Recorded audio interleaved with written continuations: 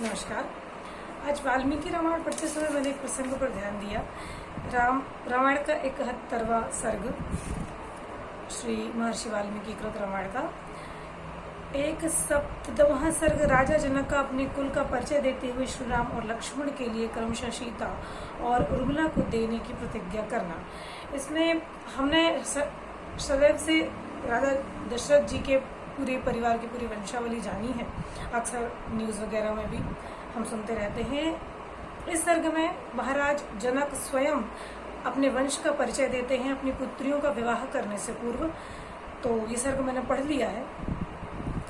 फिर मुझे ध्यान आया, विचार आया कि मैं आप लोगों को भी बताऊं ताकि कई भक्तों तक, कई जानने वालों तक, जिज्ञासुओं तक ये जानकारी पहुंचे कि राजा जनक जी के परिवार का क्या परिचय था।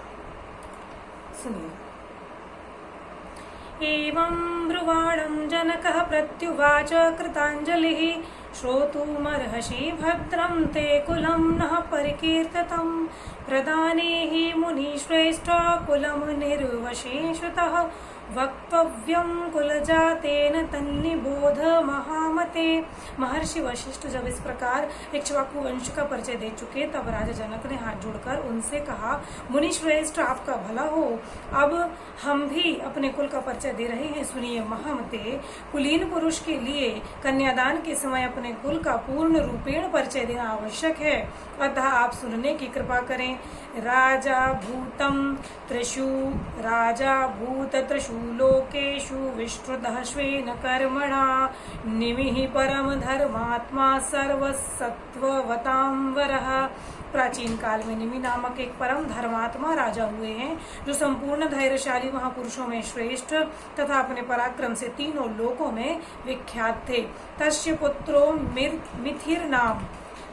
पुत्रो मिथिर्नाम जनको मिथे पुत्रकः प्रथमो जनको राजा जनकादप्युदावसुः। उनके मिथि नामक एक पुत्र हुआ। मिथि के पुत्र का नाम जनक हुआ। यही हमारे कुल में पहले जनक हुए हैं। जनक कई हुए हैं। जनक सीता जी के पिताजी की उपाधि मानी गई है। उनके कुल का नाम जनक था, इस वजह से उन्हें जानकी कहा जाता है। आजकल कई लोग कहते हैं कि पिता जैसे विवाह हुआ तो पिता का नाम हटा के तत्काल पति का नाम जोड़ दिया जाता है। ये पाश्चात्य संस्कृति है।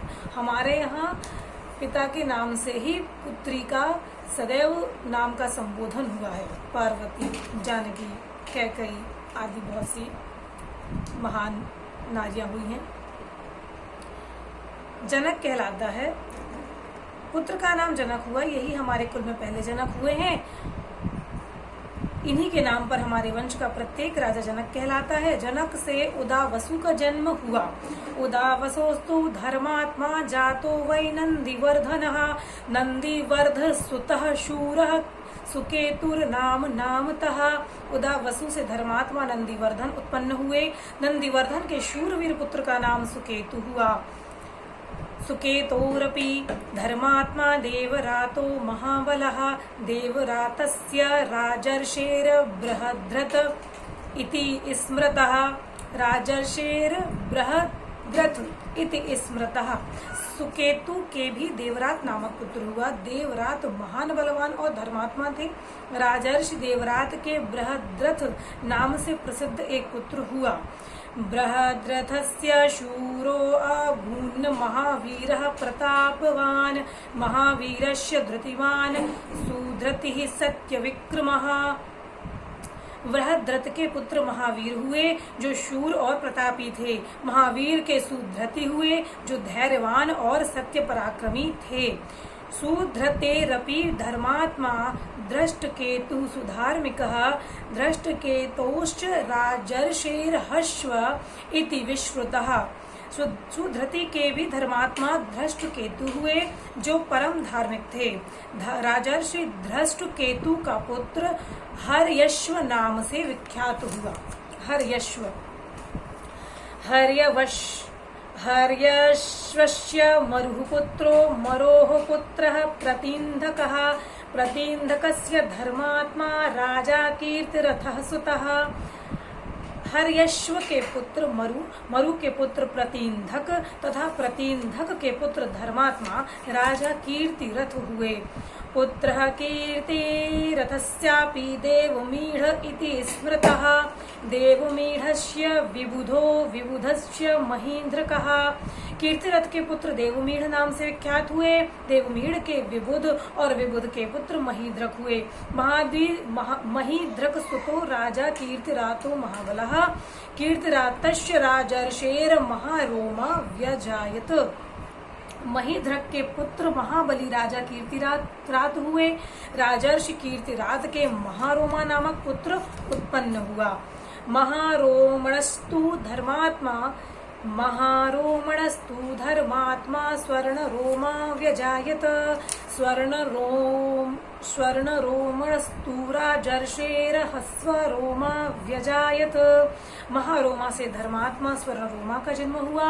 राजर्षि स्वर्ण रोमा से हस्वरोमा उत्पन्न हुए। राजर्षि, यहाँ राजर्षि शब्द लिखा हुआ है। जनक जी के कुल में बहुत महान राजा, तपस्वी राजा उत्पन्न हुए। निश्चित रूप से क्षत्रिय थे, लेकिन कर्म इनके ब्राह्मणों से कम नहीं थे। माम तु ज्येष्ठम पिता राज्ये सोऽभिष्य पिता मम। कुशध्वजम समावेश्य भारम मयि वनम गतः। एक श्लोक छूट गया। तस्य पुत्रद्वं राज्ञो धर्मज्ञस्य महात्मनः। ज्येष्ठो मनुजो भ्राता मम वीरः कुशध्वजः। धर्मज्ञ महात्मा राजा हर्षरोमा के 2 पुत्र उत्पन्न हुए, जिनमें ज्येष्ठ तो मैं ही हूँ और कनिष्ठ मेरा छोटा भाई वीर कुशध्वज है। मतलब जनक जी के जो पिताजी थे उनका नाम हर्षरोमा था।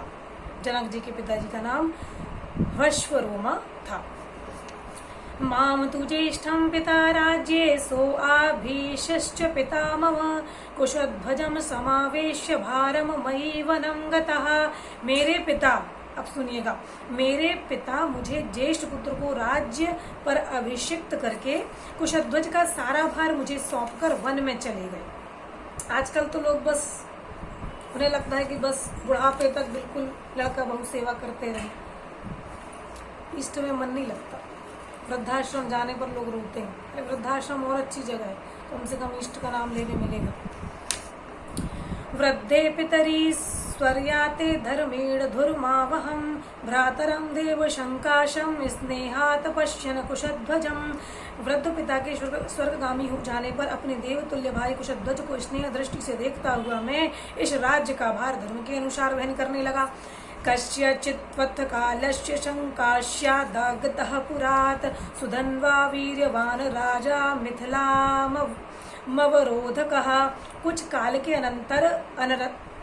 के अनंतर पराक्रमी राजा सुधन्वा ने संकाश्य नगर से आकर मिथिला को चारों ओर से घेर लिया। सचा में प्रेषयामाश शैवम धनुरुत्तमं। सीता च कन्या पद्माक्षी महं वै दीयतामिति।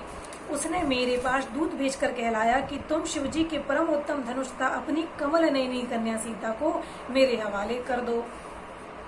तस्या प्रदानान्महर्षे युद्धमासीन मया सह तो आभिमुखो राजा सुधन्वा तु मया रणे। महर्षि, मैंने उसकी मांग पूरी नहीं की, इसलिए मेरे साथ उसका युद्ध हुआ। उस संग्राम में सम्मुख युद्ध करता हुआ राजा सुधन्वा मेरे हाथ से मारा गया। निहत्य तम मुनि श्रेष्ठ सुधन्वानम नराधिपम। संकाश्य भ्रातरम शूरमभ्यसिंच कुशध्वजम। मुनिश्रेष्ठ राजा सुधन्वा का वध करके मैंने शंकाश्य नगर के राज्य पर अपने शूर वीर भ्राता कुशध्वज को अभिषिक्त कर दिया। शंकाश्य नगर पर उनके भाई को बिठाया उन्होंने, जो राज्य उन्होंने जीत लिया था। कनीयानेषु मे भ्राता हम ज्येष्ठो महामुने। ददामी परम प्रीतो वधवो ते मुनि पुंगवा। महामुने, ये मेरे छोटे भाई कुशध्वज हैं और मैं इनका बड़ा भाई हूँ। मुनिवर, मैं बड़ी प्रसन्नता के साथ आपको 2 बहुएं प्रदान करता हूँ। सीताम रामाय भद्रम ते उर्मिलाम। लक्ष्मणाय वै वीर्यशुल्काम मम सुताम। सीताम सुरसुतोपमाम। द्वितीयामूर्मिलाम चैव त्रिर्वदामि न संशयः ददामि परम प्रीतो वधवो ते मुनिपुंगवा।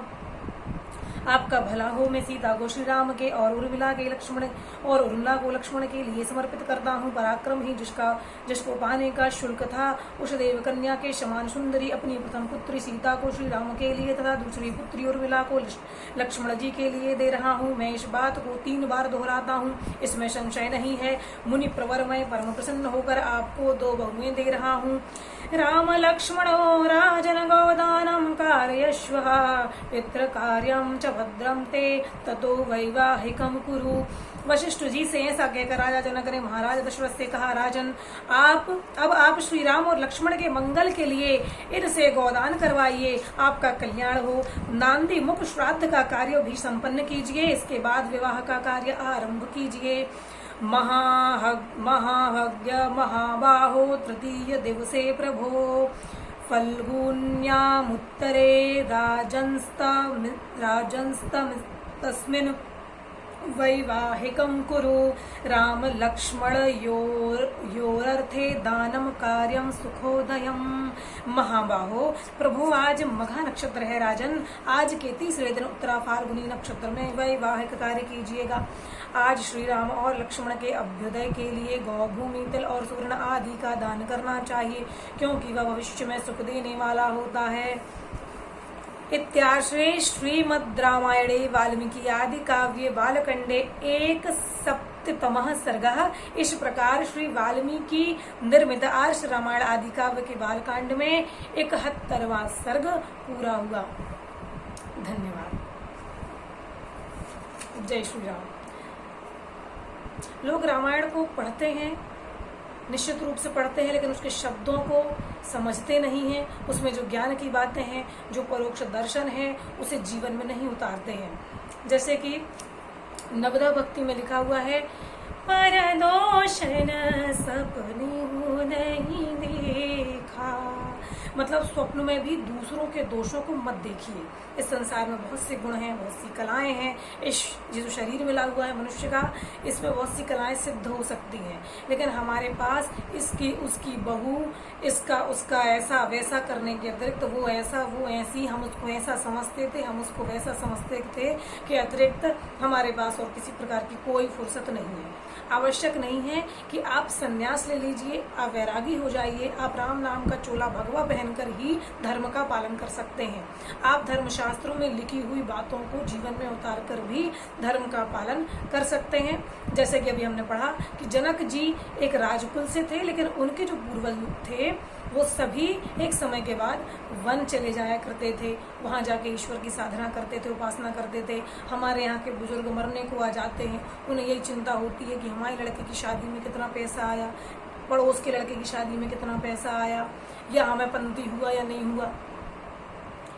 अपने संपूर्ण जीवन काल में अपने आप को पहचान लो, यही बहुत है। मनुष्य का जन्म मिला है, मानवता को उतार लो, यही बहुत है। अगर फिर भी आपको लगता है कि आलोचना करना आपका स्वभाव है और आपका अधिकार है, तो आप आलोचना करते रहिए। धन्यवाद।